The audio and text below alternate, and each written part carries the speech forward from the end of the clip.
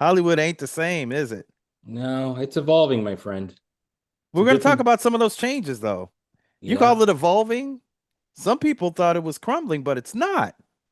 Oh no. I mean, look, it's we've talked about it before throughout history. I think the film business always finds a way not only to survive but thrive, no matter Yes. what gets thrown at it. Yep.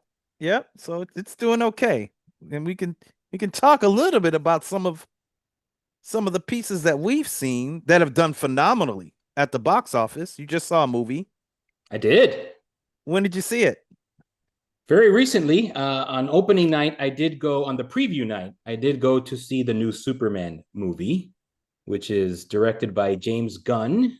And for those of you who don't know James, obviously he directed a lot of Marvel movies. Particularly, he was very much involved in Guardians of the Galaxy, and so he is now running the DCU. And his The Kevin Feige of the DCU. yes. And so this is the big one of 2025, obviously bringing back Superman with an all new cast with a lot of expectations. Although James Gunn says there aren't that many expectations, but we all know that in today's day and age, when you've got a big IP like Superman, there are expectations, my friend. Yeah. Yeah. I mean, I can just say, Guardians of the Galaxy, those characters just weren't known at all. At all. And so for him to, kind of pull that rabbit out and make that work was tremendous. It was huge for Marvel and I think, kind of for that genre, so the superhero movies. But I digress. Let's see if he pulled out that magic for Superman without spoilers. Right. Well, I'm not going to give any spoilers. Just overall thoughts. I liked it. I wanted to love it. I did like it. And I think I just mentioned to you, Kevin. He Superman is my favorite superhero. So I just when I think of the iconic superhero from the comics, when I think of comic books in general, the first thought that always comes to mind is Superman, right? And so I think he is the standard bearer for everything that has come since, right? With going back to the original, even the Richard Donner film back in the late 70s, and everything that's come since, whether it be Tim Burton's Batman, the MCU, the DCEU now becoming the DCU, all that stuff. And so I do think that that character in particular is still the standard bearer. I liked that they were a bit more nostalgic about it. I did like that there were some callbacks, little teases of the original score from the film. It was obviously a little lighter. There is that trademark sort of James Gunn humor that he likes to use, and I did think that they tried to do a little too much with it. I thought maybe I know that they're trying to launch a whole universe, not just a franchise, but I think should have been a little more focused on the character, on kind of refreshing us on his origin story. They do treat his parents a little differently in this one. Again, I don't want to get into teasers, but I thought the casting was very good. I thought that David Cornsweet can be a great Superman. I think that Rachel Brosnahan killed it as Lois Lane. She's amazing. I was a big fan of Mrs. Maisel, but this is just such a perfect role for her. And just her whole vibe, her charisma. She's able to really I wish they would have given her a little more to do, to be honest. Make the film a little more grounded, a little bit more about these main characters and their relationship. You just kind of get thrown in this movie. But I do think that there's enough there that this sort of reboot of Superman and the DCU is going to be very strong. Oh, well, that's good. That's Yes, a strong like. yes, it's a You strong take like. take Superman out on a bunch of dates. Maybe you're not gonna Yes, marry Superman forever. Maybe you'll marry.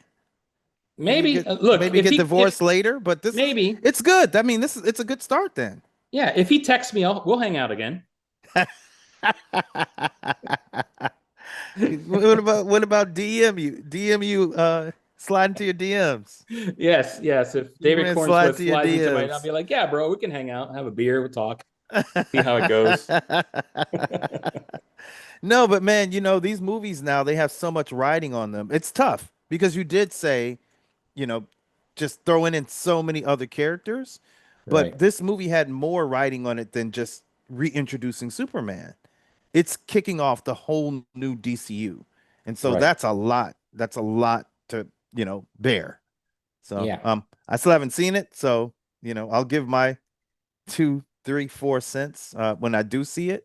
But yeah, it's a pretty positive review, you know. And Yeah. it had a Yeah. lot. It had a lot Like to I do. said, yeah, it didn't blow me away. Like I wanted to love it more, but maybe it's just my personal connection to that particular character. Yeah. But again, it wasn't a failure by any means. It's great storytelling. Like you said, I just thought maybe a little too many ingredients for that first one out. That they just a little too much seasoning on that one. But Yeah, yeah. You wanted a roast con pollo and it's a big paella. there you All, go. all, all big paella. Um, Seafood meat paella in there. sea- seafood, the meat, the everything, and they added paprika. Vegetarian paella. Yeah, Just a yeah, little bit of everything in there. yeah. But I watched a movie that had a lot riding on it too, and not just a lot with the movie itself. There was a big commercial for Apple and for F1. F1, the movie. And it delivered, actually. You know, I think there were some parts that were overbaked. They really went hard on the old man trope. I think I heard old man about 40 times, but um, it really it kept me on the edge of the seat. They say that they created new technology for the cars and for you to feel more immersed and like you're in the race, and you really do. There's tension there. It is just like Maverick, same director as Top Gun Maverick. So just like Maverick, it's the young upstart and the older, kind of seasoned vet showing the young upstart the ropes through trials and tribulations. So it worked. That dynamic worked, but you know, there were some parts that were kind of clunky. Maybe teetering on hokey, but it didn't take it all the way there. It kept you on the edge of your seat. Brad Pitt was Brad Pitt, so um, I was happy to leave. My wife got pitiized once again, but good job on F1. I feel more than like for it. I'll put Yeah. that a like between a like and a love. I saw it on IMAX, so that big Okay. experience. Yeah, that big experience. It gets not much better unless you're watching IMAX 70 millimeter, which I saw Oppenheimer in that, and then you're just like, wow, you're in it. But I am happy to announce that because of the success in box office, that the box office is up 15% from last year. I mean, that's pretty phenomenal. Yeah. I And mean, that's I was gonna say we're on a pretty good run. Since I guess it was the Memorial Day weekend, right? When you had Lilo and Stitch and Mission Impossible coming out, and we just kind of rolled through the summer. You just mentioned F1 beat expectations. Apple's number one movie theatrically, right? Not that they have a storied history like Warner Brothers, right, or Universal, but this is their biggest hit so far. And now with what Superman's going to do, it's rolling. it's rolling. I mean, And Jurassic Park did big numbers too. it did. Scarlett Johansson now is the highest box office draw in history. She surpassed Samuel L. Jackson. So Wow. she has in her movies or her movies have made more money than any other actor in history. So great job, Skojo. I haven't seen the movie yet. You can't only see so many movies. I Right. do plan on seeing that in the theater because it is a big ticket kind of movie. But yeah, yeah, the box office Yeah. has done It's well. it's doing well, but not to say that they don't want to do more. AMC, which is the largest theatrical exhibitor in the country, right, has decided that they're going to make it even more attractive to go to the movies this summer with a 50% discount, not only on Tuesdays, but every Wednesday. plus a discount on small popcorn and soda. Can't beat that. Can't beat that. I don't need a large popcorn. Small popcorn does me just fine. It does quite a bit. It gets stuck in my teeth now. I got to be careful with the popcorn, Uh-uh. but Uh-uh. I do like a good soda pop now and again. A soda pop. Yeah, yeah. So I guess I'll be seeing more movies Tuesdays and Wednesdays. I can't remember the last time I went to Yeah. a movie on a Especially if you got a Tuesday. family and kids, it got to be budget friendly. It seems like Yeah, yeah, Tuesdays and yeah, Wednesdays are the day to go. yeah, yeah. Um, Peter Jackson is not budget. He's not budget conscious at all. He's not He's trying. conscious of it. He's chilling. He's chilling. He's man. Well, he did that documentary. So the Beatles documentary was pretty incredible. But I think, he's at a point. It's kind of like James Cameron. James Cameron. He, I think, got more into ocean exploration and I don't know how much James Cameron is worth, maybe $500 million or something like that. But when Too you have that much. kind of money, you do all kinds of things. And so we talked about Jurassic World. Peter Jackson is bringing back an extinct bird. Like That's in real life, not in a movie. not in a movie. I mean, there are other companies. There's a company that is Right. almost there with bringing back the woolly mammoth. But that's a Wow. company. Who knows those companies? Peter Jackson. So he's a major investor in this company that that's what they're investing in is bringing back these species that have Yeah. gone I mean, extinct. what could go wrong? I mean, we just saw Jurassic Park. Yeah, so you I'm sure start everything with will be fine. well, I said the woolly mammoth. Now that's way too far. Like, Right. come on. But the bird he's bringing back is a giant moa. But Wow. anyway, it starts with the giant moa. Who knows? I can't remember the saying, but definitely what's his name in Jurassic Park, he's like, you try to stop Jeff try to stop Goldblum. Oh, nature. you're Jeff right. Goldblum, Yes. yeah.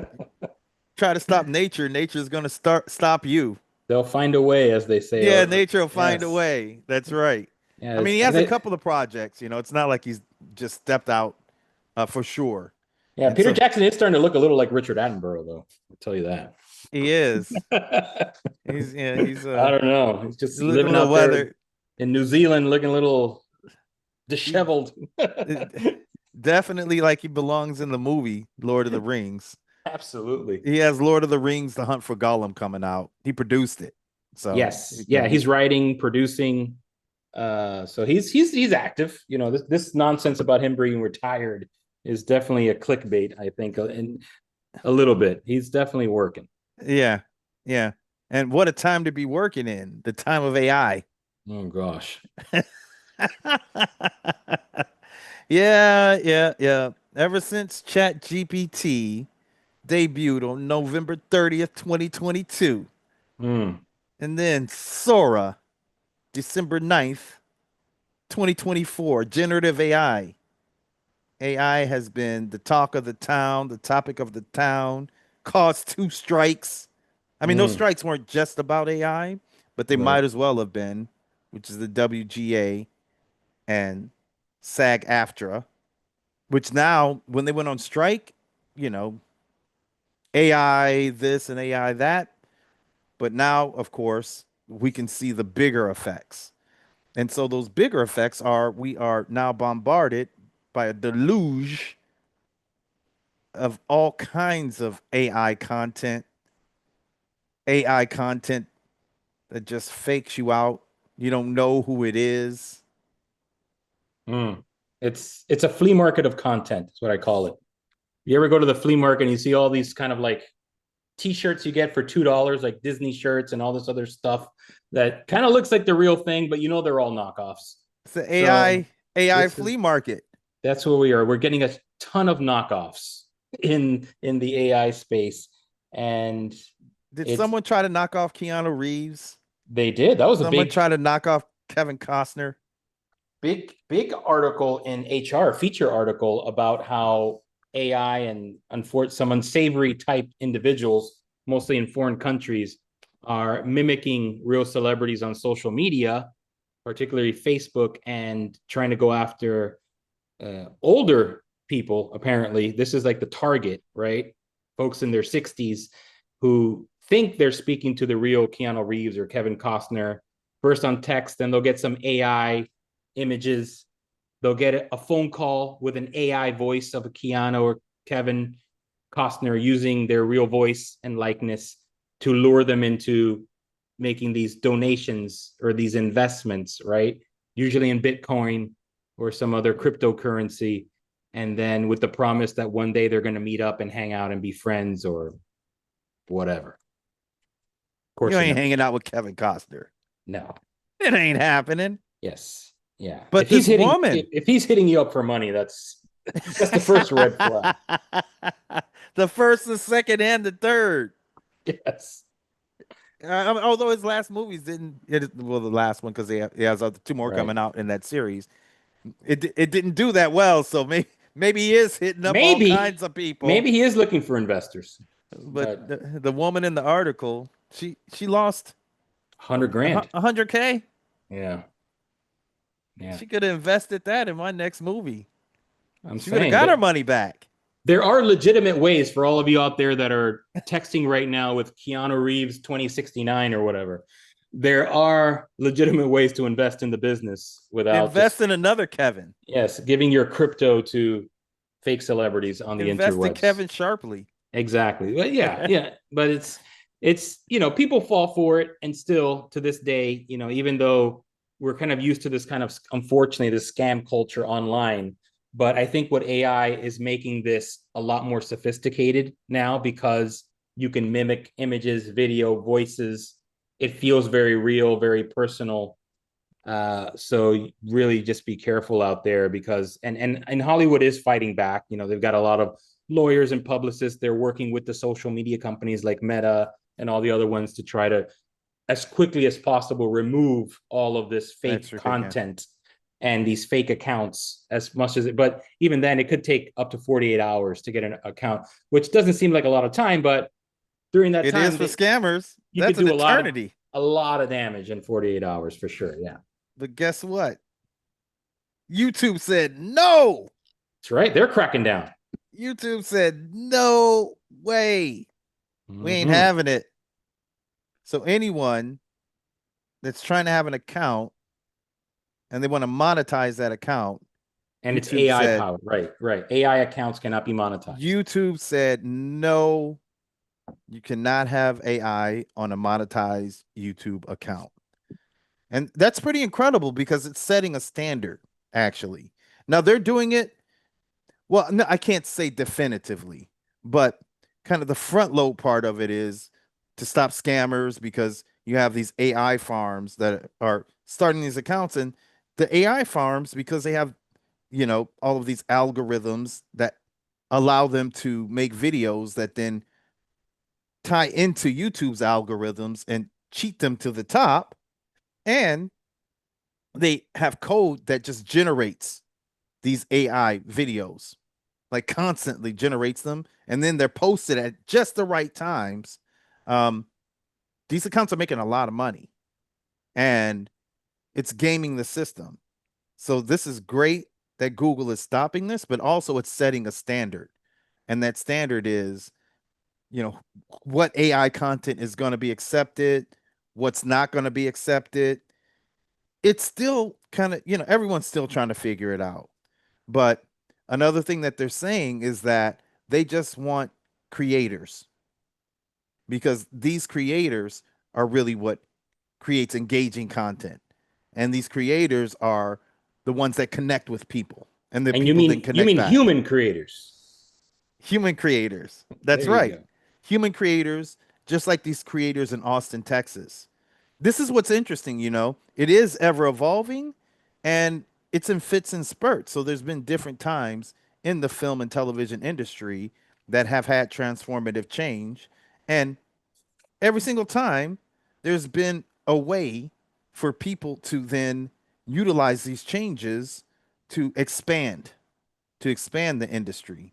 And I've had these conversations with a lot of my peers, are these creators, uh, you know, filmmakers? Are they storytellers? Are they, on par with television shows and what have you?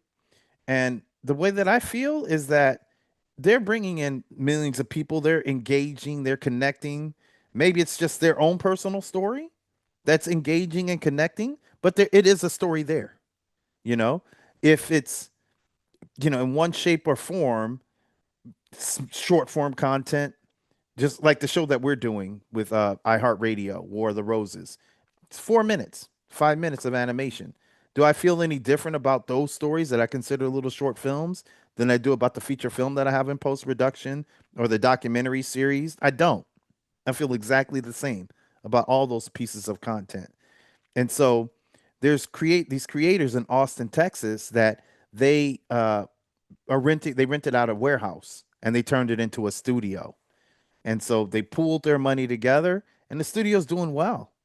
You know, so kudos to them. They're Yeah. figuring out this new economy.